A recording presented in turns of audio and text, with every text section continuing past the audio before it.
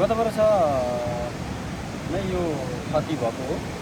त्यसको लागि निर्माण कार्यलाई तीव्रता दिन भनेर हामीले पटक पटक प्रदेश सरकार सङ्घीय सरकारलाई हामीले अनुरोध गरेका थियौँ, खबरदारी गरेका थियौँ र तुरुन्तै बनाउने भनेर वचन पनि हामीले माथिल्लो सरकारहरू पाएका थियौँ, तर त्यो ढङ्गले काम हुन सकेन। अहिले भर्खरै चाहिँ सुनिएको कुरा केही महिना अगाडि ठेक्का खुलेको थियो र यो चाहिँ ठेक्का परेर ठेक्का सम्झौता भइसकेको भन्ने कुरा सुन्नेमा आएको छ।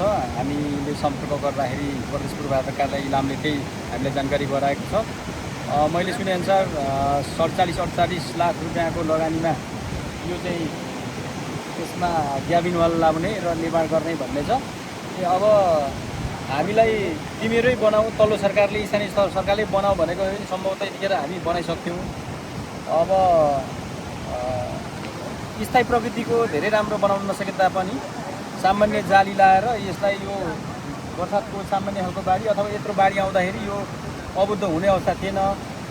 माथिल्लो सरकारहरूले बनाउँछ भनेर हामीले चाहिँ माथिको मुख ताक्दै अहिले फेरि सडक अवरुद्ध भएको छ, तपाईँले देखिहाल्नुभयो।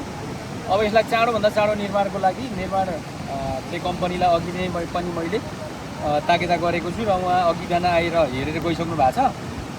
उहाँले चाहिँ भोलि बिहानैबाट निर्माण कार्य सुरु गर्छु भनेर हामीलाई वचन दिएको छ। त्यसको लागि हामी निरन्तर लाग्नेछौँ, हाम्रो खबरदारी रहनेछ।